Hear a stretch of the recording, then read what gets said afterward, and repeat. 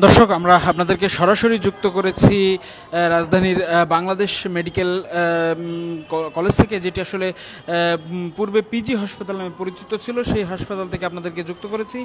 দর্শক, আপনারা ইতিমধ্যে জানেন এই হসপিটালে কিন্তু দুপুর 11টার দিকে আসলে যে আগুন লাগার ঘটনা ঘটে। এই 5তলা এবং 4তলার যে ভবনগুলো রয়েছে, দুটি কক্ষে আসলে আগুন লাগার ঘটনা ঘটে এবং আগুন লাগার পরে কিন্তু ফায়ার সার্ভিসের সদস্যরা এসে প্রায় 20 মিনিটের প্রচেষ্টার পর 7টি ইউনিটের সমন্বয়ে আসলে আগুন নিয়ন্ত্রণে আনতে সক্ষম হন।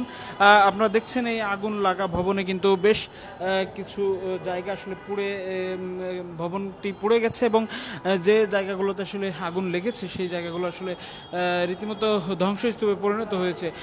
দর্শক, প্রাথমিকভাবে এই আগুন লাগার ঘটনা হিসেবে ফায়ার সার্ভিস বলেছেন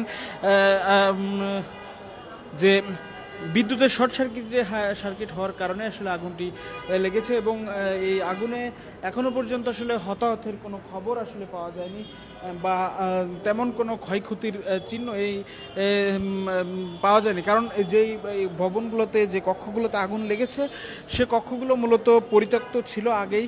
এর আগে কিন্তু কক্ষগুলোতে এক্সরে সহ অন্যান্য কার্যক্রমের জন্য বরাদ্দ ছিল, তবে এই আগুন লাগার আগে কিন্তু সেই ভবনগুলো আসলে পরিত্যক্ত করা হয়। দর্শক, আপনারা দেখতে পাচ্ছেন এখানে আগুন লাগার ফলে যে যে ক্ষতি হয়েছে সেটি কিন্তু দেখতে পাচ্ছেন। এখানে কালো হয়ে গিয়েছে বিল্ডিংয়ে। এছাড়া কিন্তু এখনো পর্যন্ত এই বিল্ডিং থেকে আসলে বেশ তাপ বের হচ্ছে আমরা দেখতে পাচ্ছি এবং কিন্তু আগুনের যে তাপ সেটি কিন্তু রয়ে গেছে এই বিল্ডিংয়ে। তবে বড় ধরনের কোনো ক্ষতি ছাড়াই কিন্তু ফায়ার সার্ভিস আসলে এই আগুন নিয়ন্ত্রণে আনতে সক্ষম হয়। ফায়ার সার্ভিসের 7টি ইউনিট আসলে নিরলসভাবে পরিশ্রম করে এই আগুন কিন্তু নিয়ন্ত্রণে আনতে সক্ষম হন। আমরা কিন্তু এই ছিলাম 5তলায়। সেই 5তলা থেকে আসলে আমরা নেমে আপনাদের দেখানোর চেষ্টা করব এর নিচতলায় আসলে কতটুকু ক্ষতি হয়েছে বা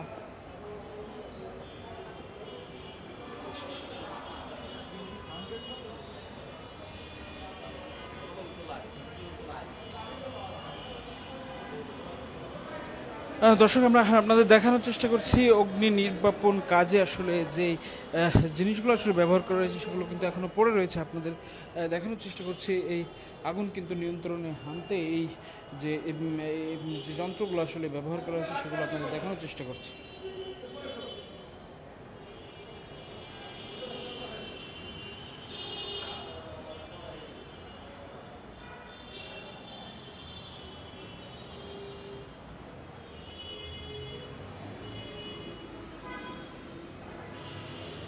দর্শক, আপনাদের দেখানোর চেষ্টা করছি এটি কিন্তু হাসপাতালের রেকর্ড সেন্টার।